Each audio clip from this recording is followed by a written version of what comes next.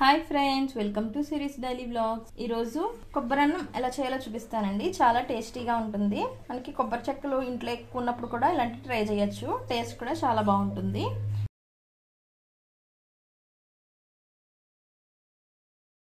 First దానికోసం మనం ఇలా కొబ్బరికాయని చిన్న చిన్న ముక్కల కింద కట్ చేసుకోవాలి. వీటన్నిటిని మిక్సీలో పేస్ట్ కింద పట్టుకోవాలి. ఇప్పుడు మెత్తగా వాటర్ పోసుకుని ఇలా మెత్తగా తిప్పేసుకున్నాం కదా, దీన్ని ఒకసారి వడగొట్టుకుందామండి. కొబ్బరి పాలన్నీ కూడా ఇలా స్ట్రైనర్ సహాయంతో వడగొట్టుకుని పెట్టుకోవాలండి. ఇవి పక్కకు పెట్టేసుకుందాము.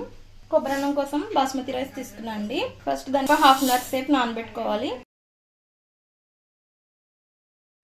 ఫస్ట్ స్టవ్ ఆన్ చేసుకుని కుక్కర్ పెట్టుకోవాలి. ఇందులో ఆయిల్ వేసుకోవాలండి. ఆయిల్ హీట్ అవుతున్నాయి కదా, ఇప్పుడు మనం బిర్యానీ సామాన్లన్నీ కూడా ఒక్కొక్కటిగా వేసుకోవాలి.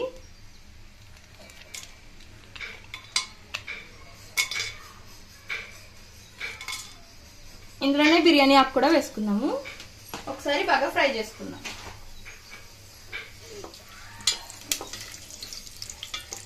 ఇందులోనే జీడిపప్పు కూడా వేసుకోవాలి. జీడిపప్పు దోరగా వేయించుకోవాలి.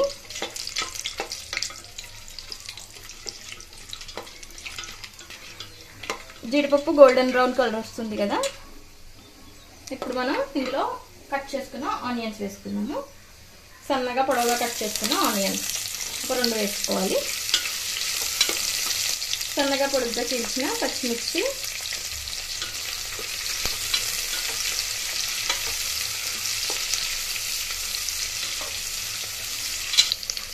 ఉల్లిపాయలు వేగుతున్నప్పుడే ఒక స్పూన్ అల్లం వెల్లుల్లిపాయ పేస్ట్ వేసుకోవాలి. ఫ్రెష్ అల్లం వెల్లుల్లిపాయ పేస్ట్ వేసుకుంటే ఫ్లేవర్ బాగుంటుందండి.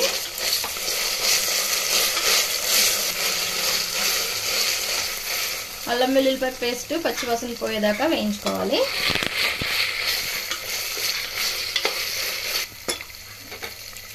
ఇప్పుడు ఇందులోనే కట్ చేసుకున్న ఒక 2 టమాటాలు వేసుకోవాలి.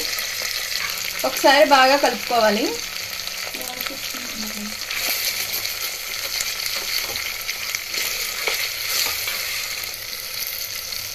ఇందులోనే రుచికి సరిపడగా ఉప్పు వేసుకుందాం.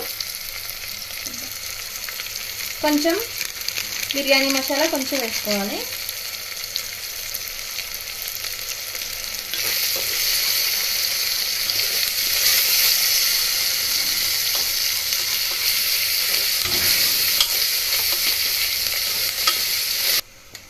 ఇందులోనే ఒక హాఫ్ స్పూన్ గరం మసాలా వేసుకోవాలి.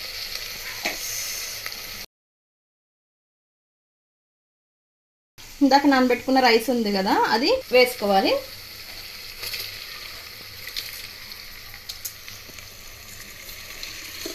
ఒక్కసారి వేయించుకున్నాము.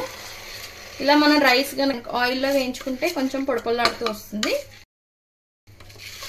ఎక్కువ వేయించకూడదు, ఒక్కసారి వేయించుకోవాలి అంతే.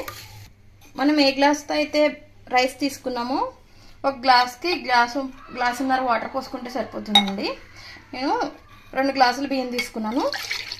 3.5 గ్లాసులు కొబ్బరి పాలు తీసుకోవాలి.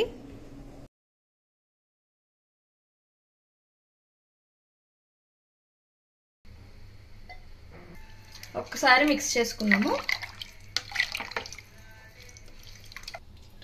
కలిపేసుకున్నాం కదండి, ఇప్పుడు మూత పెట్టేసుకున్నాము.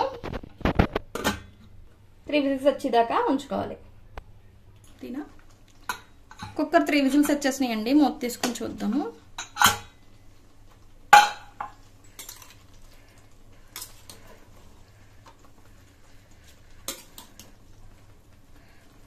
చూడండి ఎంత పొడిపుల్లాడుతూ వచ్చిందో. కొత్తిమీర తీసుకుందాం కొంచెం. ఒకసారి మిక్స్ చేసుకుని ప్లేట్లోకి సర్వ్ చేసేసుకుందాం.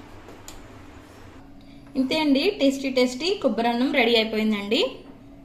చాలా బాగుంటుంది, కమ్మగా. దీంట్లోకి కాంబినేషన్ మష్రూమ్ మసాలా కర్రీ చేశానండి. ఈ కర్రీ వీడియో కూడా మన ఛానల్లో ఉంది, తప్పకుండా విజిట్ చేయండి. ఎలా ఉందో ట్రై చేసి కమెంట్ చేయండి. అండ్ నా ఛానల్ని సబ్స్క్రైబ్ చేయండి. చాలా మంది చూస్తున్నారు కానీ సబ్స్క్రైబ్ చేయట్లేదు. సో ప్లీజ్ సబ్స్క్రైబ్ చేసి మమ్మల్ని ఎంకరేజ్ చేయండి. Thank you for watching.